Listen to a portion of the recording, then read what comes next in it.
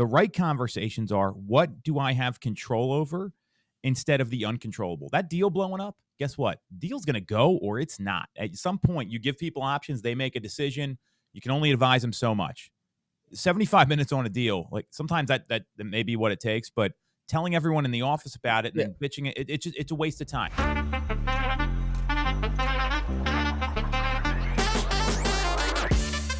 If you are not getting educated about current real estate market conditions, whether you're in real estate as an agent, team lead, you're in mortgages, you're in finance, title, attorneys, accountants, all these people give guidance.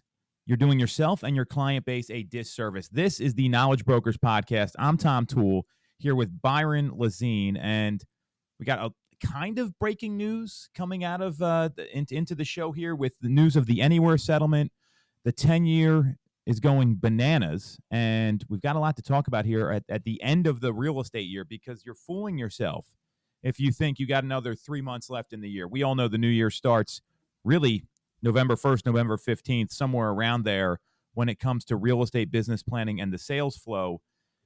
Byron, this Anywhere settlement, I want to get your take on this. This dropped at about 8 o'clock this morning, that Anywhere, the $83.5 million settlement with the plaintiffs in the two buyer commission lawsuits, we got the terms.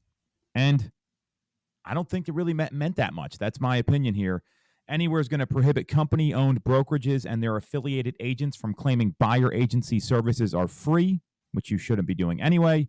Anywhere will require company-owned brokerages and their affiliated agents to include the listing broker's offer of compensation for prospective buyers as soon as possible in each active listing, consistent with MLS rules. And Anywhere will prohibit company-owned brokerages and their affiliated agents from using any technology to sort listings by offers of compensation unless requested by the client. What's your reaction here? My reaction is, for those sellers that, the two big commission lawsuits, which have been public since 2019, that deal with buyer commissions, these two big lawsuits here, that Anywhere settled for $83.5 million and Remax was the second to settle. NAR and others are still, we're leading up here to this October 16th date where the trial is going to begin. We'll see if some of those settlements take place. But if this was the change that those sellers were convinced by these blood-sucking vampires, the attorneys, that they were going to make, I think it fell short of, significant impact. I don't think that there was much change that really, was required from, the agents that do the majority of the deals.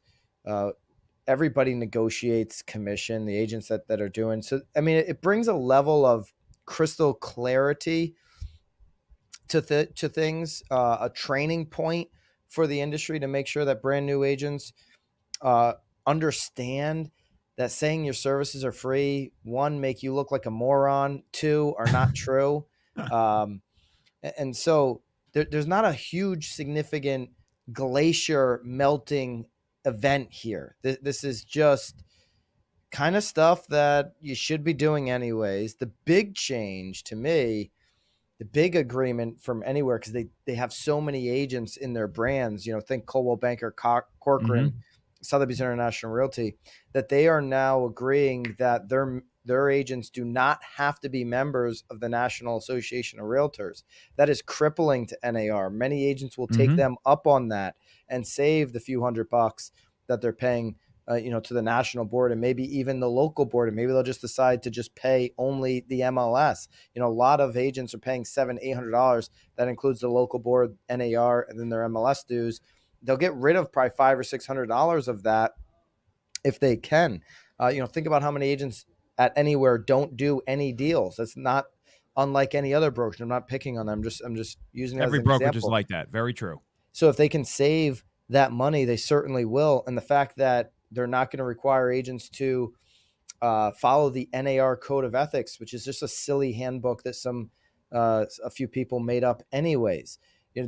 That to me is the big shift here in the industry. It opens up opportunity maybe for a real association to emerge, or some dramatic changes at NAR if the industry decides to move forward with them.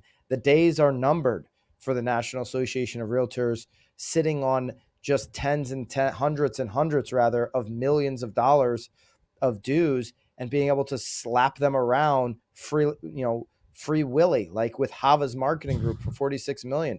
If I'm Hava's marketing group, I'm realizing I just lost 46 million in revenue, because you're not going to have the money to just waste from NAR anymore. So I think the biggest change in the industry is not going to be consumer facing, and that is what the sellers wanted when they partnered with the blood sucking vampires who are making all the money. Those blood sucking attorneys are the ones making all the money, as they typically do in class action. The sellers are going to make pennies on the dollar, and they wanted to make change for consumers. Well, the real change here is the NAR. When I look at the agreement from anywhere, unless there's more to this, that's what I see.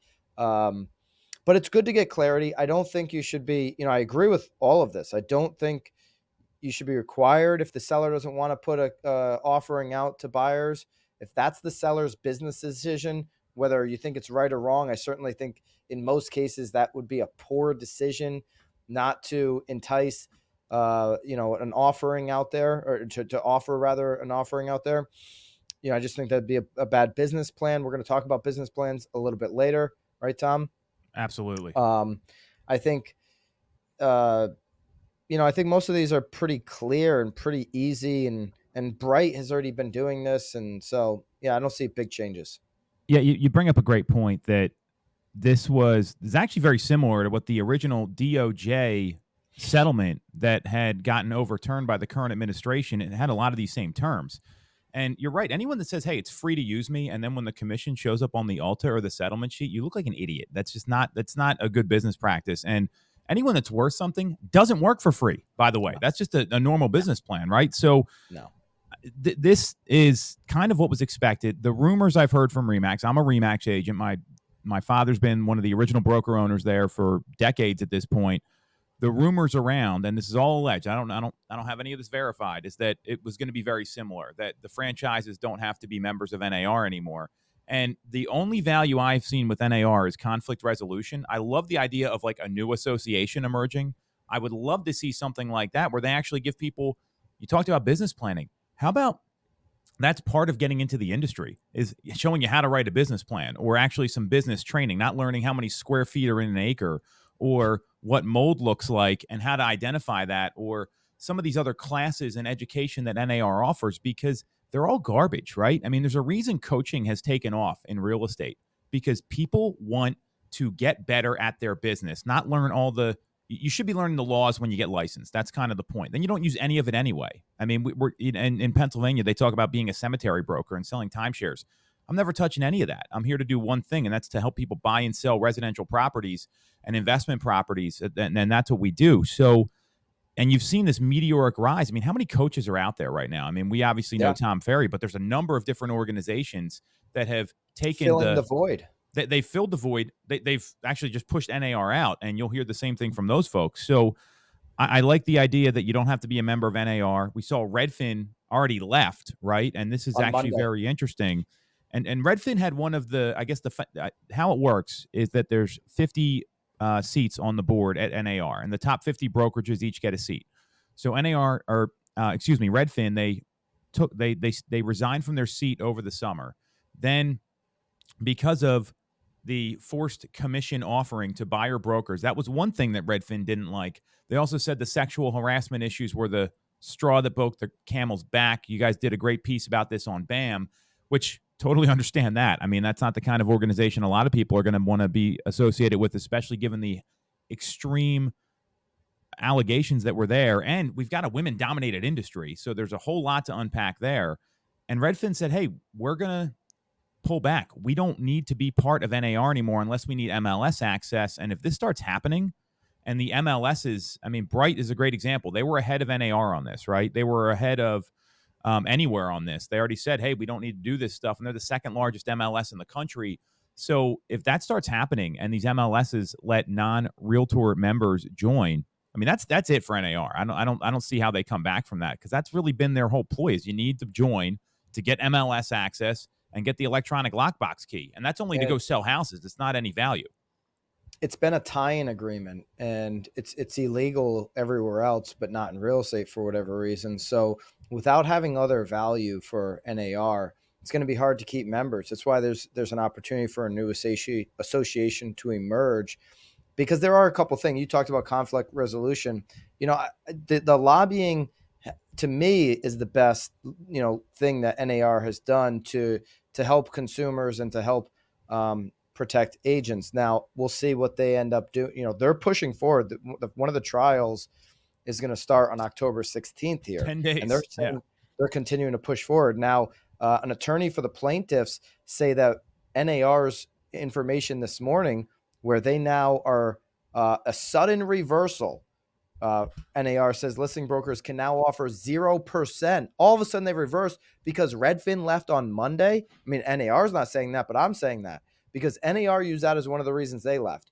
All of a sudden now you're going to make a change where you've been steadfast on it. And so, of course, the attorney for the plaintiff should say, that's an admission of guilt, a stunning admission of guilt. They're jumping right on it. NARs are just so reactionary. They're so stupid sometimes, or basically all the time. But I think there is an opportunity for a new association to emerge, because you need to have value as opposed to just you got to be here to be a member of the MLS. That is tie-in. That is quid It pro sounds quo. illegal. It's I mean, stupid. it It just is think illegal. about it. I mean, it's just, no one said it, but it sounds illegal. Like, hey, in order to do this, you got to do this, right? And that's forcing people to do it. You mentioned something there that was really interesting. You talk about NAR and how they're so reactionary, and we're going to talk about business planning later. This is the exact opposite approach you want to have in your business. If you're playing defense like this, that's all they're doing right now. They had the sexual harassment allegations come out. Oh, they remove Kenny Parnell, whatever the guy's name is. I hope I forget it at some point. Then they have the emergency meeting. Parcell. Who cares? And the guy's an asshole. And so they remove him, right? Then they have this big meeting. While all this class action lawsuits are going to trial in 10 days, right? 10 days. This is years in the making. They're playing defense there. Now they're saying, oh, Redfin did this. A discount broker, by the way. It's a discount broker model. And they're not having a lot of market share. I mean, Anywhere is a much bigger hit to NAR seeing this than Redfin, for sure, given how many agents they are. And it's a very traditional model, which NAR tends to cater to.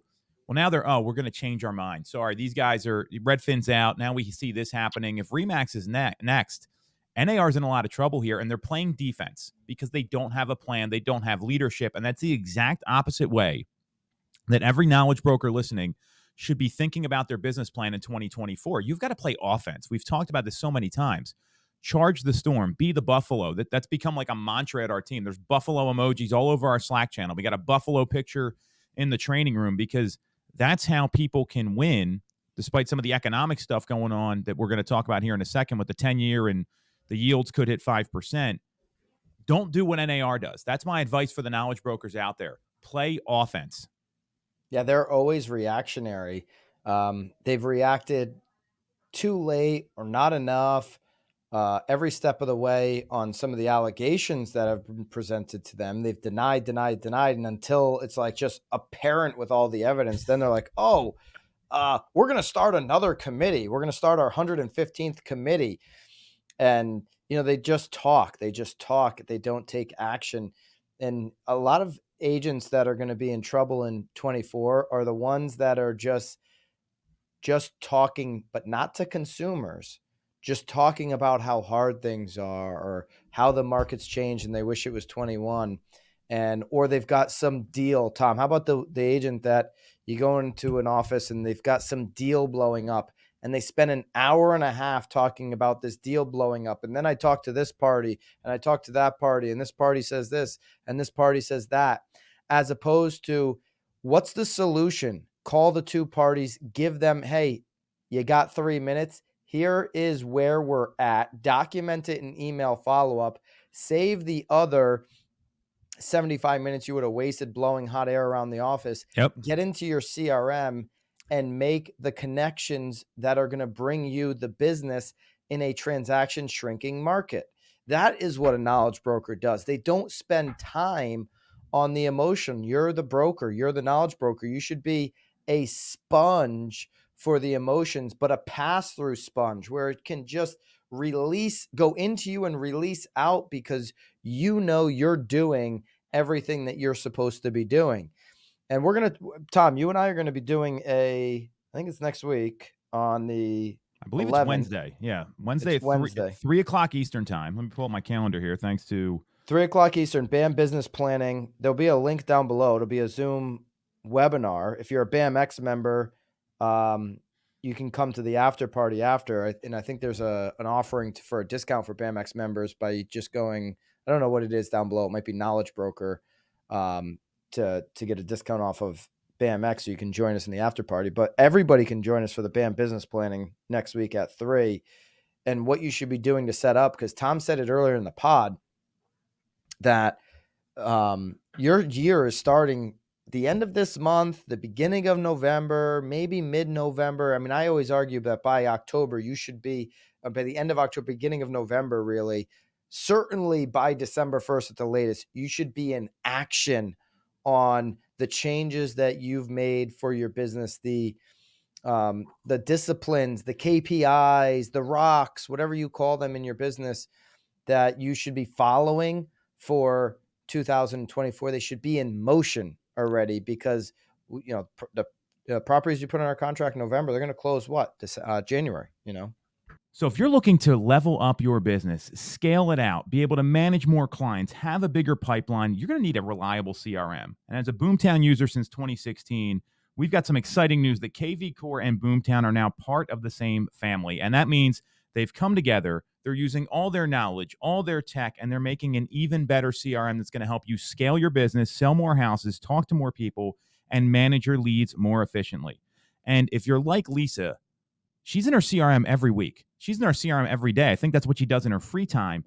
And she's constantly looking at it to make sure that the opportunities aren't slipping through the cracks. That's what a great knowledge broker does. So if you want to get your business to another level, lean into Boomtown. Visit boomtownroi.com/knowledge brokers for more information. Again, it's boomtownroi.com/knowledge brokers. I'm a boomer since 2016. It's leveled my business up tremendously. Lisa loves her CRM. Byron does too. You should do the same. Get with Boomtown. 100%. And what I love that you said there is that some people, they're having the wrong conversations in their head right now. The wrong conversation is talking about interest rates, right? We're actually going to talk about them and let you know what's happening so you can have the right conversation with consumers here shortly. But bitching and complaining about interest rates, talking about inventory, talking about, hey, I need to cut expenses, talking about going back to basics. It's all talking, right? The right conversations are, what do I have control over instead of the uncontrollable? That deal blowing up, guess what? Deal's going to go or it's not. At some point, you give people options. They make a decision. You can only advise them so much. 75 minutes on a deal, like sometimes that may be what it takes, but telling everyone in the office about it and then bitching it's a waste of time. You're getting sucked into that. 75 minutes on the deal is acceptable. Yes. 75 minutes telling everybody what you're going through on the deal is a silly misuse of your time. For sure. So you want to focus on the things you have control over, right? We got to see Mark Roberge in Boston a couple years ago. He wrote the sales acceleration formula. And all he talks about is what activities can you do no matter what that no one can stop you from doing that will lead you to hit amazing book. Start our book club again for the new year, but we'll get into that in a second. So what activities can you do that no one can stop you from doing every single day that will lead to objectives that you must hit in your business to reach the goals? Because there's so many things that can go wrong with a real estate transaction. Imagine if the buyer loses their job. That's not your fault, Byron. That just happens, right? Imagine if someone dies during the transaction, right? There's nothing you can do about that. That's happened to me before. It's a tough situation. People just aren't comfortable moving ahead. You can't make someone comfortable buying a house. These are all things you can't control. But what you can control is, hey, I've got 20 other people in my pipeline here that I can work on moving through the funnel and trying to help them with real estate. And if one or two deals blow out, because they will if you're doing volume. When you're doing business, you're going to lose transactions. Not because of your fault. That's uncontrollable. That's the focus. Then you need to ask yourself why I stopped doing these things in the first place that got me here and got me to a successful business. And when you focus on those things that, hey, if I do this, these objectives will be hit. I need to go on this many appointments to do this many transactions. That's what we're going to be covering on Wednesday. And It's going to be something that if you consistently focus on those daily disciplines, and consistent is the key word because everyone knows this is the stuff to do. The people that do these things consistently are the high achievers in any business, especially in sales. I was speaking to an agent the other day, and this agent said, yeah, I'm really in a tough spot because I was working these 4 buyers all summer. 3 of them have taken a pause. One of them can't afford anymore with where the rates have increased to. Mm-hmm. And that was a bad business plan for the summer. 4 people that were committed at the beginning of the summer saying, hey, I'm going to buy. So you're thinking, okay, 2 deals a month for the summer. They didn't end up buying. Now all of those opportunities have blown up. It's a numbers game. Sometimes if somebody can't afford, that's not an objection. If somebody can no longer afford to buy because of where rates went, that's not an objection or an obstacle as a salesperson looking for sales in real estate, not rentals, that you can solve. You got to be able to help more people, which means you're not going to have time throughout your day. Everybody wants balance in their day. Well, they just stop blowing hot air around. They'd be able to get more done with the time that they have. They'd be more efficient, and then they'd have more free time to mix in the balance. But the numbers have got, if you're a sales professional, the numbers have got to be higher than 4. Your business plan, if you want to do, sometimes some people are like, I just don't want to make over 100,000. I mean, I just literally want to make 60,000. So then their business plan reflects these really small numbers, which is fine because they're trying to hit, a smaller number than maybe most sales professionals have. But they talk to a very little amount of people and try to have a perfection, conversion. You still got to talk to enough people to convert that small number. It's a math problem, and the math has gotten larger in 2023 and 2024, meaning we're at the most unaffordable market of our time here. Some people say in history. Yep. They say September was the most unaffordable month in history. So your math, the people you got to talk to, has now widened because more people can't even afford to move forward. You bring up a really great point. I saw this somewhere this past week, and we shared it at our monthly team meeting yesterday. That Byron, you're a time blocker, right? Literally, we have a conflict next week. We're like, all right, what time can we do? Let's put it in the calendar. It all happens within minutes of recording the pod here with the 2 of us and Lisa. And the mistake that I see people make is they commit a certain amount of time to doing something, right? Let's say you're going to commit 9 to 12 to make phone calls. But then when the time comes, they don't spend 9 to 12 making phone calls. They make a phone call. They tell their buddy about it. Oh, this person said this. This person said that. When you are committed to doing an activity, no matter what it is, it's, are you actually doing it during the time you commit? It's, if you have a lot of conversations and don't hit a lot of dials, but the conversations go well in a 2 or 3 hour period, or even a 1 hour period, whatever you're time blocking, that's progress. That's productive. That's an income producing activity. It's when you make 5 phone calls, then you're looking at what you're going to do later. You're making a dinner reservation. You're messaging your buddy about, hey, let's go meet up at happy hour today. That's not prospecting. And so many people, they put the stuff in their calendar, and the calendar is not a guardrail for them. And what I care about is, are you actually taking the time you committed to in the first place to do it? And that will give you balance, right? You got 2 girls. I have 3 kids. We have 9 freaking dance classes to go to a week, right? Every day of the week we have to do this. My son plays baseball. I'm his den leader in Cub Scouts. I got all these other commitments. I'm kind of balanced there, right? But if I don't stick to the schedule, then I can't do those other things, and then everyone suffers. So it's a non-negotiable for me, and that's about having like a principle with yourself. And that's one of the things a lot of agents don't have. They want the flexibility. They get up, I'm supposed to be prospecting now, but I just had this call, and it was, the guy was so rude to me. You're not going to believe this. Who fucking cares? Get on another phone call and talk to someone that wants to engage, and commit the actual time you said you're going to commit, and do the thing you're supposed to do. That's a big miss right now with business planning. And also don't, overschedule, meaning, if something can take 10 minutes or 15 minutes, don't put it in for a half hour. I sent this, somebody wants to pitch me something on BAM. I'm looking at it on my calendar right now. So she wanted to pitch me something Monday on BAM. I'm interested in hearing and learning about what she's got. So I sent over a time for next week of, let's just call it 10:15, because I sent 10:15 so that they would know I got 15 minutes here. But when they sent the calendar invite, it was like 10:15 to 10:45. So first thing I do when I get on the call is I got 15 for you, not 30. So cut the fluff out of this presentation and let's get to the brass tacks here, because I can get it done in 15. I can understand what your pitch is in 15. And by the way, if I can't understand what your value prop is in 15, then you don't have one. Okay. Yes. I don't need 30 minutes to understand your value prop. So the things that feel like work, but are really just filling your calendar, but you got to get done, shorten them, be efficient, spend more time in the areas of helping people and getting more people into the position that they want to be in. Could not agree more. Love that. So where I want to go next here, Byron, is what's going on with the 10-year, where rates are going, because another thing that's got to be part of your business plan this year is going to be, am I in the right conversations? Do I know what to say to people? Because a lot of agents, I think we've all been found guilty of this in that unicorn market. You didn't have to explain things. You didn't have to go through, hey, here's what's going on with rates. Is it a good time to buy? A good time? You just moved on to the next person, which is not a viable business model long term. So we've seen that the 10-year has climbed, and the knowledge broker out there needs to know how to explain this to consumers when they're talking about making a decision. You said a couple episodes ago that the person that wins in this market is going to explain everything to them, and the seller or buyer is going to say, hey, you know what? I appreciate all this. Thank you. We're going to go ahead and move ahead anyway, because we know what's happening now, and you did a great job articulating it. So where we were, yesterday is that the 10-year is it's approaching 5%. Byron's usually right on top of this. We've seen rates. I mean, we were getting quotes yesterday at like 7 5/8. A lot of people are wondering why rates are continuing to go up, even though the Fed didn't raise rates. I think a lot of it has to do with Jerome Powell and his commentary after the meetings, and stop talking about we're going to raise rates in the future. That's what a lot of experts are talking about here.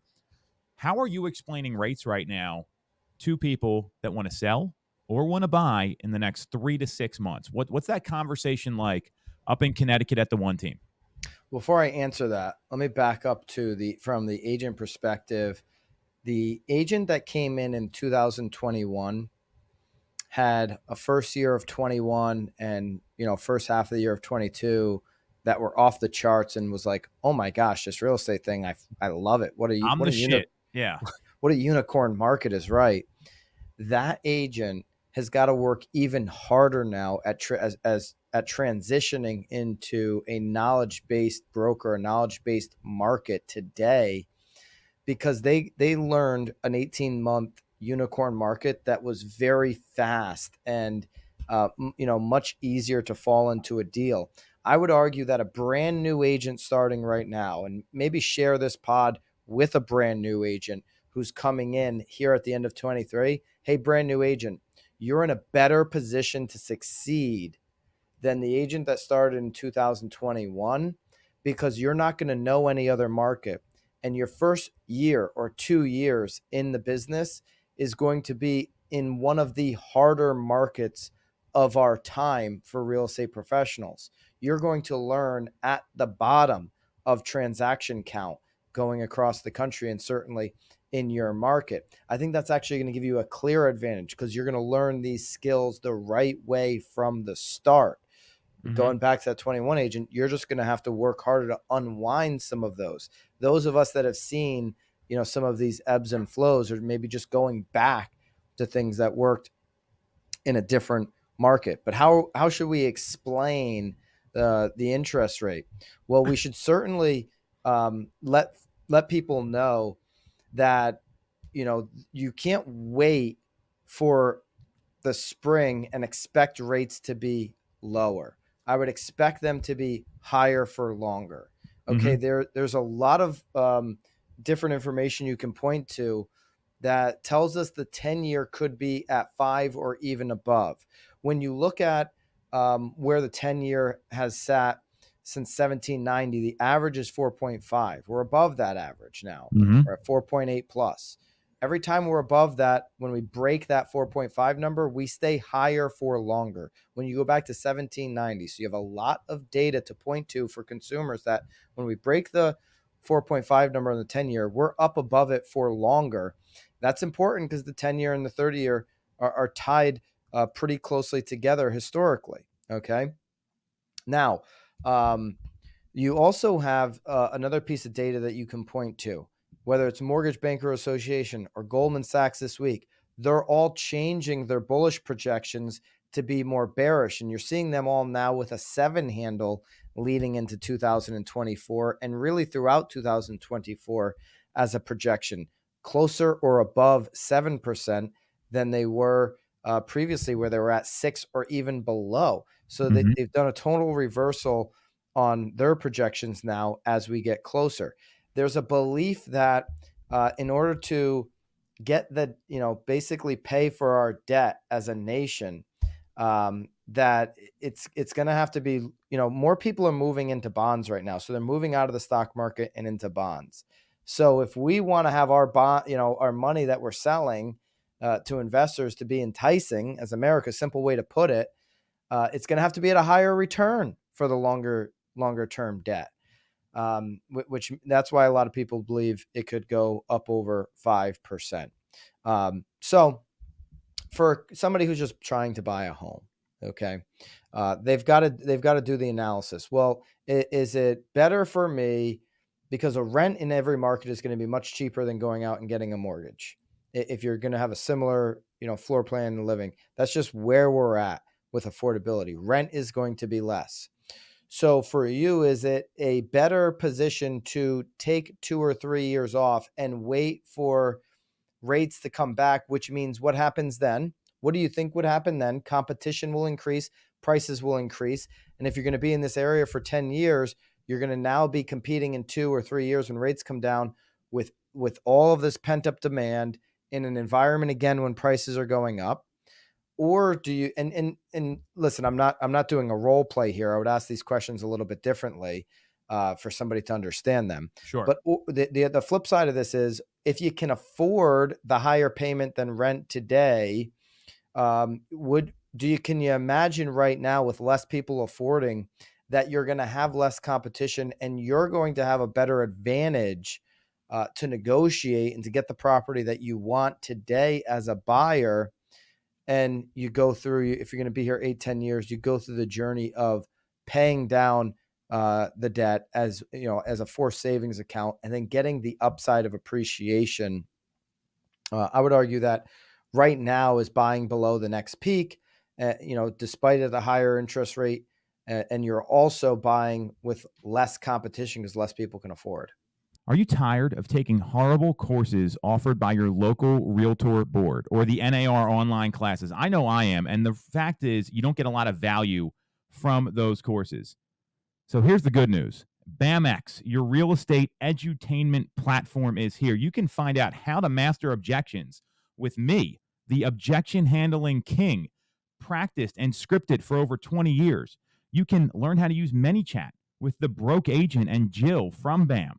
You can work with Lisa Chinati about managing your CRM, understand how to use Canva for marketing, get Instagram hacks.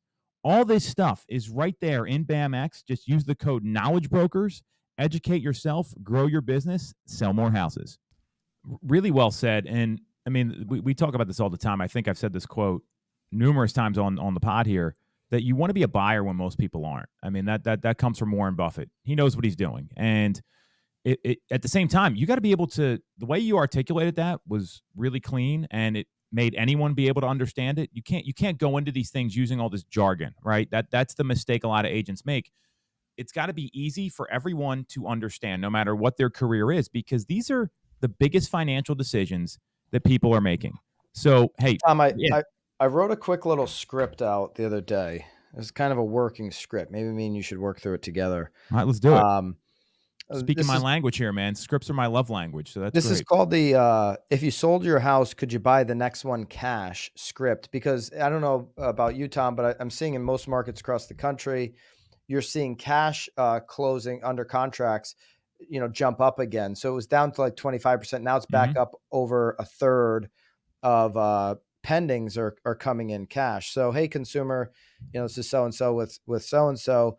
Real quick, I see your home search details in the past. So this is a nurture script. Okay. So if you got them, they came in 12 months ago, they were looking at whatever. So you're going to reference their home search details. Hey, real quick, just thought I'd bring you up to speed on this. Higher mortgage rates, they're going to be here to stay for longer. I know you were looking a year ago and they were a little bit lower, and maybe you were hoping that they would drop lower, but where the market is today, we're likely headed towards 8 and an environment where we're higher in 24. Right now, by the way, cash offers are up over 10% just in the last quarter.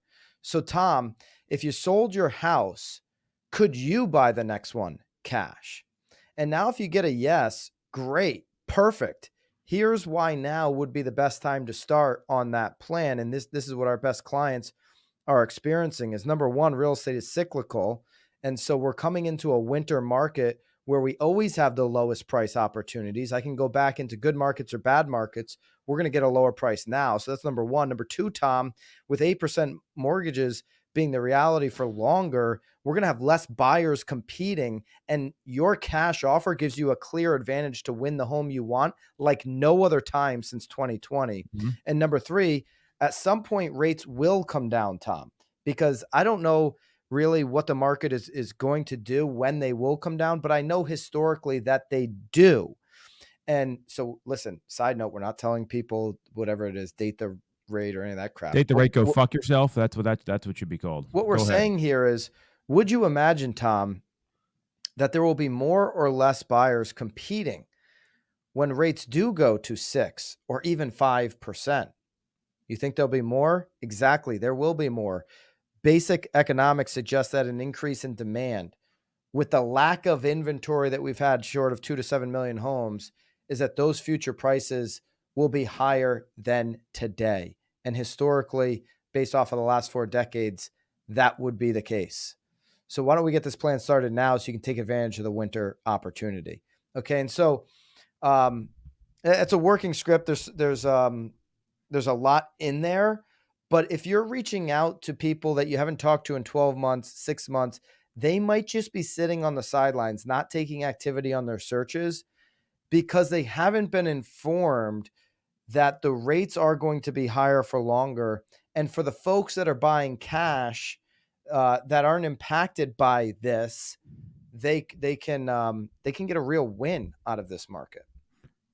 So I wrote down a couple things in that script, Byron. I mean, this is something like I'd love you to send me this so we can work on it together, because I'm sending it to you right now. Do you imagine, right? You're going to see more or less competition. You're not telling them, you're asking them, right? That is such a key component to these scripts. And this is what I talk about when it comes to business planning. Are you actually skill building what to say? It's a little tweak there, because Byron, you could have easily said, hey, so knowing all this, there's going to be less competition now. It's way different when you tell someone versus you ask them, because if they got intent, they're going to want to get to a yes on their own. Like that. That's what I've always believed, because people move for reasons that aren't always economic. They're in a 3-bedroom house. They got 3 kids and they're saying this place is way too small. My kids just keep getting older. So I love that. Win the home you want. That has been one of the biggest pain points the past 3 years, not winning the home, right? Losing out on 4, 5, 6 offers. Real estate is cyclical. There's going to be less competition. We've seen this historically. There's a lot of great data in there, and the higher for longer conversation is real. There's going to be people that will transact, right? We've seen there's homes that sell every day. I think Keeping Current Matter said there's a home that sells like every 7 seconds or something like that. So I loved a lot of what you put in there, and that's what knowledge brokers are going to be working on. 1, for their business plan. 2, to communicate what's going on in the economy appropriately so anybody can understand it, right? I don't know if you have any like financial advisor friends. I have a number. They start talking about bonds and stuff at work. Like I'll be hanging. I immediately check out. They're talking about stuff. I don't know what the acronyms mean.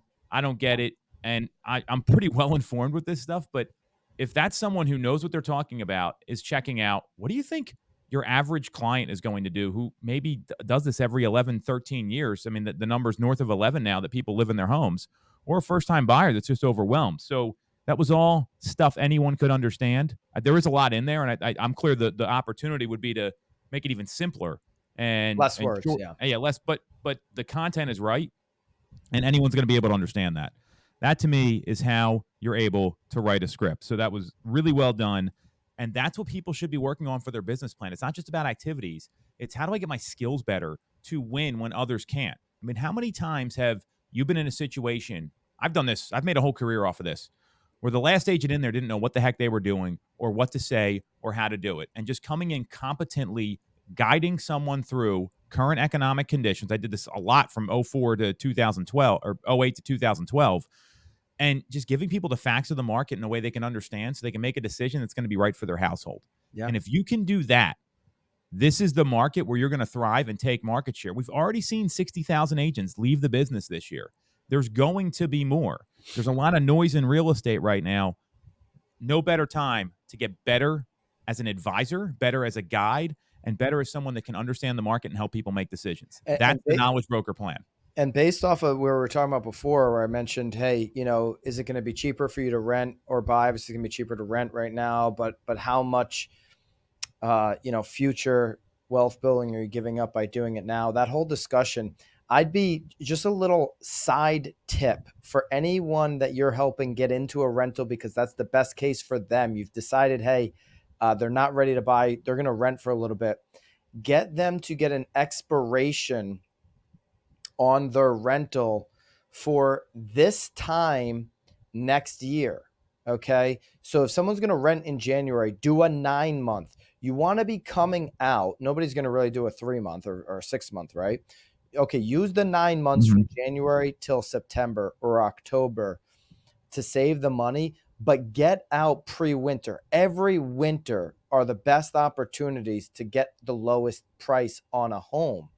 And so right now, this is why I love this time for buyers, because they're coming into a season where you've got serious sellers on the market, those that are going to be on the market over the next 3 to 4 months. And you just historically in every market have a lower price point to attack. So I want to be freed up. If my lease is ending in April or if it's ending in March, I'm entering the market with the majority of buyers every year. Bad time to end the lease. I love that. And, I would also argue for sellers that are serious about selling. I mean, it might be a little less overwhelming than having the 50 showings come through. You might have 15 really serious buyers. And it can be a little less stressful because selling your house kind of sucks, right? No one gets excited about I'm selling the house. They get excited about buying the new house. And let's just call it what it is. And there's a little less hassle you're going to deal with. You've got more serious people coming in because anyone looking at houses right now is serious. I mean, how many people in the spring go, oh, let's check it out, and then they kind of flake out a little bit. I heard the best time to buy is the spring, so I'm out here. That's not someone that's informed. That's not someone that's ready, or maybe they are. We don't know, but you've got to take that step. And this is where the next 90 days, let's call it, between now and the end of the year, I see major opportunities for knowledge brokers. One, getting your business planning right. So be there on Wednesday to see exactly how Byron and I are going to guide you through this. I've done business planning for 2 decades. I don't know. Byron's been in the business a while as well. And that was revolutionary at the time to have a business plan. When I got into it's still revolutionary. Most agents don't have one. There's also the opportunity to have a major explosive first quarter because right now when transactions are going to go down, which historically they do, you're going to have more time in your schedule to commit to talking to the people and finding the right folks that want to transact maybe early Q1 or in Q2. And if you can get in front of them now, people usually have a little more time off around the holidays. You can meet them during the day when they're off or whatever that is. People are working from home now. There's opportunities to meet folks. I would try to load up your pipeline to a level where you've got 40, 50, 60 prospects going into the 2024 new year of people that want to transact. All of them aren't going to transact. There's a lot of opportunity to do that. And there's typically, at least in our market, a big pop of activity right after the first of the year. And that's the kind of stuff you got to communicate to folks and get them in your pipeline. Remember, over 70% of consumers will hire the first agent they meet with, according to NAR. NAR data is usually right on. Forget about everything else, but the data's there. And this is an opportunity right now. And there's going to be a lot of agents that are in that wrong conversation. Oh, it's the holidays. It's cold out. Inventory's too low. Rates are too high. There's still going to be houses that transact. I cannot stress this enough. And there's going to be some people that take massive market share here. And if you want to be one of them, we'll get you the plan straight on Wednesday. Yeah, Wednesday will be awesome. BAMX members, again, get the after party. Tom, that's going to be a lot of fun for you and I to do the business plan together next week. I can't wait to do that. Lisa out this week. I think she'll be back next week. I might be out next week because I've got a little Disney thing happening I'm going to see how many people are actually at Disney spending money. I'll definitely be buying some popcorn, but the popcorn's cheap. It's cheap there. Well, like, is it? I mean, let me guess. The over under on popcorn is it less than $10? It is. Oh wow, okay, that's a pretty good price because you go to a ball game, it's about $8. So I mean, No, that's it's less than Fenway popcorn. I tell you that. it's probably fresher too. It's very good popcorn. Love it. So I think it'll be you and Lisa next week, but you and I doing the business planning. So make sure you hit both of those. If you haven't done so already, sub up to the Knowledge Brokers Pod channel. Love to hear from you in the comments. And if you're a BAMX member, hit me up in the comments. Maybe once Tom edits this script, we can send this out on the BAMX community. I can tell you what we're doing is rolling that out with our team first and test it there, and then we can share it with everybody else because sharing is caring in this business. And we do. Lisa's actually the biggest sharer out of all of them. I mean, we were talking about this when we were prepping an announcement for BAM here. So shout out to Lisa. Just got announced as an official BAM creator, even though she's been here on the pod. So making it official for Lisa. We're hitched to the wagon with Lisa Chinati. Like a ref with a whistle. All right, brother. Good pod. Have a good weekend, everybody. Go Phils.